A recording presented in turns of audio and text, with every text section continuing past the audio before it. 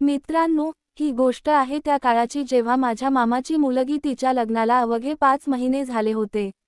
आणि तिला सगळे लाडाने दीदी दीदी म्हणायचे. जिजाची नोकरीसाठी लंडनला गेले होते. आणि दीदी सासरी एकटीच पुण्यातल्या फ्लॅटमध्ये राहत होती.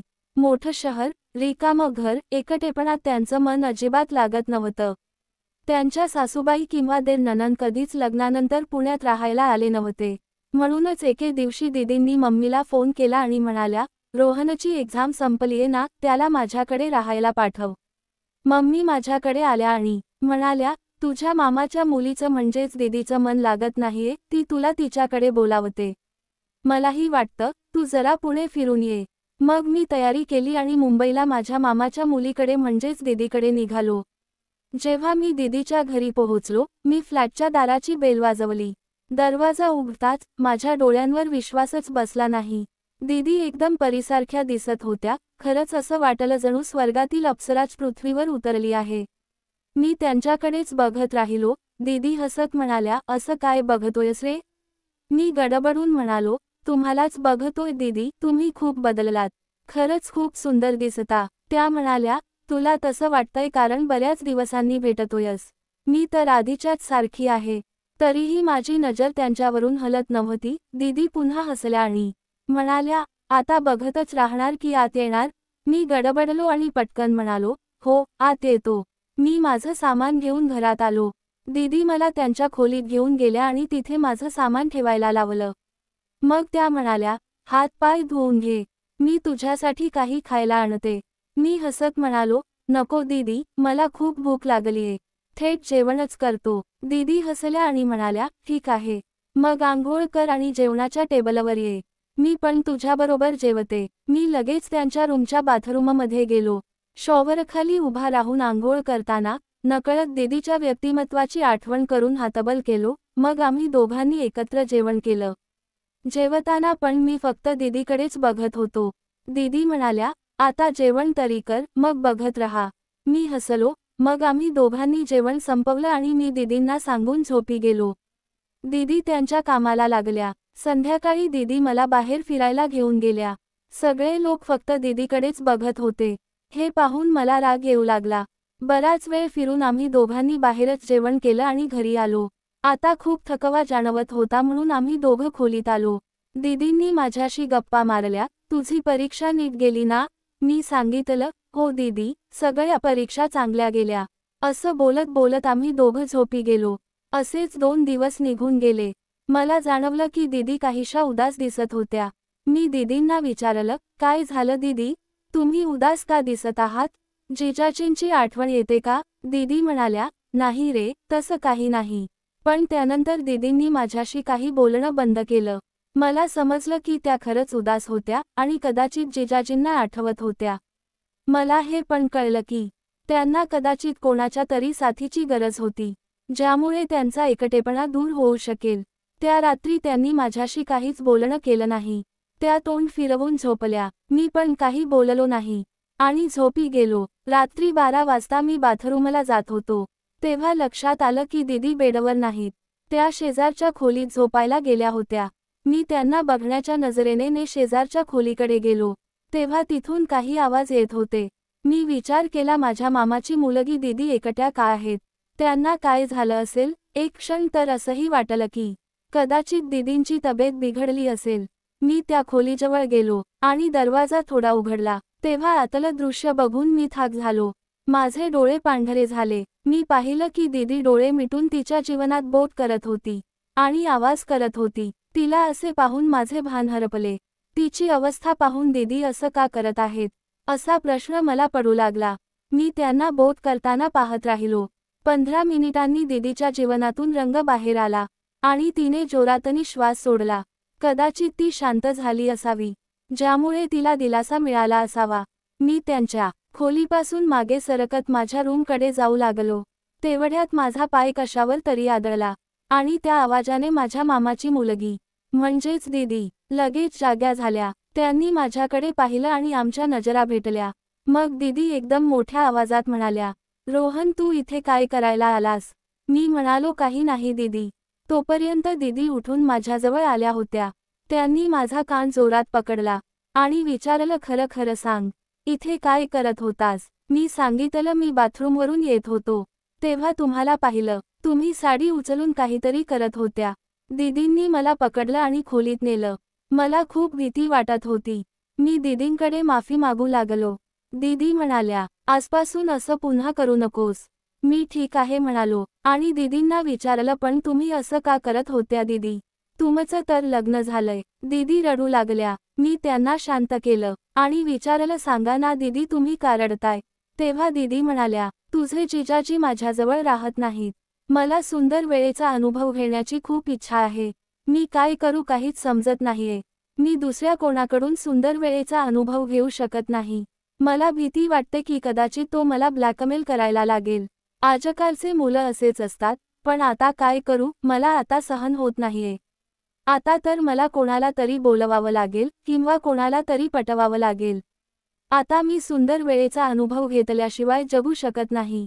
मी दीदींना म्हणालो, हे सगळं चांगलं होणार नाही दीदी. दीदी म्हणाली, रोहन, काल तू पण हतबल करत होतास, तुला ते सगळं करण्याची काय गरज आहे? मी म्हणालो, नाही दीदी, मी फक्त असंच ते सगळं करत होतो. कारण इथे माझी गर्लफ्रेंड नाहीये ना, म्हणून त्या आठवणीने मी हतबल करत होतो. दीदी म्हणाली, एक गोष्ट सांगू का रोहन, तू माझ्या इच्छा पूर्ण कर. मी तुझी सगळ्या प्रकारे साथ देईन. तुला जे हवं असेल ते मिळेल आणि मला जे हवं ते मला मिळेल. मी समजून गेलो होतो की दीदी त्या सुंदर वेळेबद्दल बोलत आहेत, तरीही मी म्हणालो, ते कसं दीदी? भावंडांमध्ये हे सगळं चूक आहे. दीदी म्हणाल्या, तसाही तू माझ्या आत्याचा मुलगा आहेस, काहीच चूक नाही. तू तर माझ्या व्यक्तिमत्वाकडे टक लावून बघत असतोस. मला माहीत आहे, तुला माझ्याबरोबर सुंदर वेळाचा अनुभव घ्यायचा आहे. आता मी पण पिघळलो होतो, म्हणून मी म्हणालो, दीदी, मी तर पुढच्या काही दिवसांनी घरी जाणार आहे. मग तुमची समस्या पुन्हा तशीच होईल. दीदी म्हणाल्या, मी मम्मी पप्पांशी बोलून घेईन आणि त्यांना सांगेन की रोहन आता इथे शिक्षण घेणार आणि माझ्यासोबत राहणार. कारण मी एकटी राहते. तुझ्या जिजाजींनी पण मला सांगितलं होतं की तुला इथे बोलवावं. मी काहीच बोललो नाही. दीदी म्हणाल्या, तुझ्या भाऊजींनी कालच मला फोनवर सांगितलं की रोहनला मी माझ्याकडे ठेवून घ्यावं. मी एकटी कशी राहणार रोहन? काही हरकत नाही, तू इथेच राहायला लाग. असं म्हणून दीदींनी माझा हात पकडला आणि माझा हात त्यांच्या व्यक्तिमत्वावर ठेवला. मी दीदींना मिठी मारली. आता त्या मला खूपच मस्त वाटत होत्या. जेव्हा मी त्यांच्या व्यक्तिमत्वांना चिकटलो, तेव्हा माझी भावना जागी झाली. मग मी दीदींना खूप पापी केली आणि त्यांना बेडवर पाडलं. मी एखाद्या भुकेल्या कुत्र्यासारखा वागत होतो. साधारण 10 मिनिट आम्ही दोघांनी पापी केली. आता मी दीदीच्या अस्तित्वाशी सुंदर वेळ घालवू लागलो. तेव्हा दीदी खूप प्रभावी झाल्या आणि त्या पण मला पूर्ण साथ देऊ लागल्या. काही मिनिटांनंतर दीदी पूर्ण मोकळ्या झाल्या. हाय काय मस्त दिसायला लागल्या होत्या. त्यांचे दोन्ही व्यक्तिमत्व भरलेले होते. मी त्यांच्याबरोबर सुंदर वेळ घालवू लागलो. मला खूप मजा आली. दीदी आवाज करत होत्या. आता दीदींनी माझी भावना मोकळी केली आणि ती त्याला तोंडाने सुंदर वेळेचा अनुभव देऊ लागली. त्या एखाद्या भुकेल्या कुत्र्यासारख्या करायला लागल्या आणि मी त्या सुंदर वेळेचा अनुभव घेऊ लागलो. दीदींनी साधारण 15 मिनिटं सुंदर वेळ दिला. मग मी म्हणालो, दीदी माझी भावना तुझ्या जीवनात टाकू का? दीदी हसल्या आणि म्हणाल्या, हो त्यासाठीच तर तुझ्या भावनेला जागा केला आहे. मी पटापट दीदीच्या जीवनाकडे पाहिले तर ते एकदम स्वच्छ होते. कदाचित दीदींनी सकाळीच साफ केले असावेत. माझ्या दीदी चित्रपटाच्या हिरोईन सारख्या सुंदर दिसत होत्या. काही क्षणानंतर दीदी म्हणाल्या, आता सहन होत नाही रोहन. आता आणखी तडपू नको. मग मी जरा पण उशीर न करता माझी भावना तिच्या जीवनात टाकायला लागलो. पण माझी भावना जीवनात जाण्याऐवजी खाली सरकली आणि त्यांच्या अस्तित्वापाशी थांबली. दीदींना गुदगुदी झाली आणि त्या हसत म्हणाल्या, तिथे नाही माझ्या भावा, तिथला रस्ता अजून बंद आहे. असं म्हणून दीदींनी माझी भावना पकडली आणि त्यांच्या जीवनात सेट केली. त्या म्हणाल्या, थांब आता अनुभव दे. माझी भावना जीवनात जाताच दीदी ओरडल्या, आह मेली मम्मी रे. त्या रडायला लागल्या. मी काहीच बोललो नाही. त्या म्हणाल्या, आह रोहन तू मला मारलंस. मी विचारलं, दीदी लग्नानंतर तुम्हाला याची सवय झाली असेलच ना, मग इतकं दुखत आहे का? तेव्हा दीदी म्हणाल्या, तुझ्या जिजूची भावना बारीक आहे आणि तुझी भावना मोठी, त्यांच्यापेक्षा दुप्पट आणि खूप मजबूत आहे. मग आम्ही दोघं 1 मिनिट तसेच थांबलो. आता दीदी खालून साथ देऊ लागल्या. तेव्हा मला समजलं की त्या सुंदर वेळेसाठी इशारा करत आहेत. मी पुन्हा सुंदर वेळ द्यायला सुरुवात केली. दोस्तांनो, मजा आली होती. साल आयुष्यातला सगळ्यात मोठा सुख हाच आहे. हे करताना दोघांना मजा येते. काही मिनिटांनंतर दीदी पण मस्तीत म्हणत होत्या, तुला मजा येते ना रोहन? मी म्हणालो, हो दीदी. 15 मिनिटांनी दीदी म्हणाल्या, मी 2 वेळेस रंग सोडला. तुझी पिचकारी रंग किती वेळाने सोडणार आहे? मी म्हणालो, दीदी माझाही आता टपकणार आहे. सांगा रंग कुठे टाकू? दीदी म्हणाल्या, माझ्या जीवनामध्येच टाक. मग मी काही वेळात तिच्या जीवनात रंगाच्या 4-5 पिचकाऱ्या सोडल्या. त्या रात्री आम्ही दोघांनी 3 वेळा सुंदर वेळेचा अनुभव घेतला. मग जेव्हा आम्ही दोघेही थकलो, तेव्हा आम्ही दोघं तसेच झोपलो. जेव्हा सकाळी माझी झोप झाली तेव्हा मी पाहिलं की दीदी अंघोळ करून माझ्यासाठी चहा घेऊन आल्या होत्या. त्या मला हाक मारत जागवत म्हणत होत्या, हजबंडजी, चहा घे. सकाळी दीदींच्या हाताचा चहा घेताना माझं मन एकदम हलकं आणि आनंदी झालं होतं. दीदी मला हजबंडजी म्हणून चिडवत होत्या आणि त्यांच्या चेहऱ्यावर एक वेगळी चमक दिसत होती. मी चहाचा घोट घेतला आणि दीदींकडे पाहिलं. त्या माझ्याकडे बघून हसत होत्या, पण त्यांच्या डोळ्यात काल रात्रीच्या घटनेची एक लाजाळू भावना दिसत होती. मी चहाचा कप टेबलवर ठेवला आणि दीदींना जवळ ओढलं. त्यांच्या डोळ्यात बघत मी म्हणालो, दीदी, काल रात्री जे झालं ते खरंच ठीक होतं का?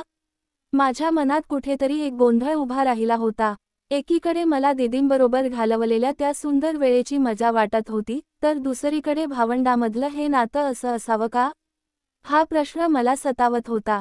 दीदी माझ्या प्रश्नानंतर थोड्या शांत झाल्या. त्यांनी माझा हात सोडला आणि खिडकीकडे पाहत म्हणाल्या, रोहन, काल रात्री जे झालं ते माझ्या एकटेपणातून आणि तुझ्या जवळीकतेतून घडलं. पण तू बरोबर आहेस. आपण भावंड आहोत, पण तसाही तू माझ्या आत्याचा मुलगा आहे. हे असं पुन्हा होऊ नये. त्यांचं बोलणं ऐकून मला थोडं बरं वाटलं, पण तरीही मनात कुठेतरी एक पोकळी निर्माण झाली होती. मी दीदींना म्हणालो, दीदी, मला तुमची साथ हवी आहे, पण अशा प्रकारे नाही. तुम्ही एकट्या आहात हे मला समजतं, पण आपण काहीतरी वेगळं करू शकतो का? दीदीने माझ्याकडे पाहिलं आणि हलकेच हसल्या, रोहन, तू खूप समजूतदार झाला आहेस. ठीक आहे, आपण असं करूया. तू इथे माझ्यासोबत राहा, पण आपण आपलं नातं पुन्हा आधीसारखं बनवूया. मी तुझ्यासाठी स्वयंपाक करेन, तू मला हसवशील, आणि आपण पुढे फिरायला जाऊया. मला दीदींचं हे बोलणं पटलं. मी म्हणालो, ठीक आहे दीदी, पण एक सांगू, तुम्ही खरंच खूप छान दिसता, आणि तुमच्या सोबत वेळ घालवायला मला खूप आवडतं. दीदी हसल्या आणि म्हणाल्या, तू पण आता मोठा झाला आहेस रोहन. आता तुझी गर्लफ्रेंड शोधायची वेळ आली आहे. मी लाजलो आणि म्हणालो, दीदी, तसं काही नाही अजून. पण दीदी मला खोड्या काढत राहिल्या, आणि आम्ही दोघंही खूप हसलो. त्या दिवसापासून आम्ही दोघांनी एक नवीन सुरुवात केली. सकाळी उठून मी दीदी सोबत चहा प्यायचो, मग आम्ही दोघं मिळून नाश्ता बनवायचो. दीदी मला स्वयंपाक शिकवायच्या आणि मी त्यांना माझ्या कॉलेजाच्या गमती सांगायचो. संध्याकाळी आम्ही पुण्याच्या रस्त्यांवर फिरायला जायचो. खडकवासला धरणावर बसून पाण्याच्या लाटा बघायचो, किंवा कधी कधी सरसबागेसमोर भेळपुरी खायचो. दीदी आता आधीपेक्षा जास्त हसायच्या, आणि मला वाटायचं की त्याचा एकटेपणा आता हळूहळू दूर होतोय. पण काही दिवसांनी एक नवीन ट्विस्ट आलं. जिजाजींनी दीदींना फोन केला आणि सांगितलं की ते 3 महिन्यांनी भारतात परत येणार आहेत. दीदी एकदम खुश झाल्या आणि मला म्हणाल्या, रोहन, तुझे जिजाजी येणार आहेत. आता तुला त्यांच्यासोबतही वेळ घालवता येईल.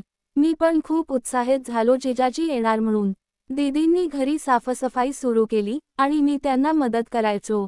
आम्ही दोघांनी मिळून घर सजवले, नवीन सजावटीचे दिवे बसवले आणि दीदींनी जिजाजींसाठी त्यांचा आवडता पदार्थ बनवायचं ठरवलं. 3 महिने कसे गेले कळलंच नाही. एक दिवस सकाळी दीदी मला म्हणाल्या, रोहन, आज जिजाजी येणार आहेत. तू तयार हो, आपण त्यांना एअरपोर्टवर घ्यायला जाऊया. मी पटकन तयार झालो आणि आम्ही दोघं एअरपोर्टवर गेलो. जिजाजी आले तेव्हा दीदी त्यांना बघून इतक्या खुश झाल्या की त्यांनी त्यांना घट मिठी मारली. जिजाजींनी मला पण मिठी मारली आणि म्हणाले, रोहन, तू आता मोठा झाला आहेस. दीदीची साथ दिलीस म्हणून थँक्यू. मी हसलो आणि म्हणालो, जिजाजी, दीदी माझी बेस्ट फ्रेंड आहे. त्यांची साथ मी कशी सोडू? त्या दिवसापासून आमच्या तिघांचा एक नवा प्रवास सुरू झाला. जिजाजी आल्यावर दीदीचा एकटेपणा पूर्णपणे गायब झाला. ते घरी असायचे तेव्हा आम्ही तिघे मिळून गप्पा मारायचो, सिनेमे बघायचो आणि कधी कधी बाहेर फिरायला जायचो. जिजाजींना माझी कॉलेजची गोष्ट ऐकायला आवडायची आणि ते मला त्यांच्या लंडनमधल्या अनुभवांबद्दल सांगायचे. दीदी आता खूप खुश दिसायच्या आणि मला वाटायचं की माझी ही जबाबदारी आता पूर्ण झाली आहे. पण एक दिवस दीदींनी मला एक सरप्राईज दिलं. त्या म्हणाल्या, रोहन, तुझ्यासाठी एक मुलगी शोधली आहे. माझी मैत्रीण आहे, तिची बहीण तुझ्या वयाची आहे. तुला भेटायला उत्सुक आहे. मी एकदम लाजलो आणि म्हणालो, दीदी, काय करता तुम्ही पण? दीदी आणि जिजाजी दोघंही हसायला लागले. शेवटी मी म्हणालो, ठीक आहे, भेटतो तिला. दुसऱ्या दिवशी ती मुलगी घरी आली. तिचं नाव होतं निकिता. ती खूप गोड होती आणि आम्ही दोघांनी गप्पा मारायला सुरुवात केली. दीदी आणि जिजाजी आम्हाला पाहून हसत होते. हळूहळू निकिताशी माझी मैत्री वाढली. आम्ही दोघं मिळून फिरायला जायचो, कॉफी शॉपमध्ये बसायचो आणि एकमेकांना आवडणाऱ्या गोष्टी शेअर करायचो. दीदी मला म्हणायच्या, रोहन, तुला आता खरी साथ मिळाली आहे.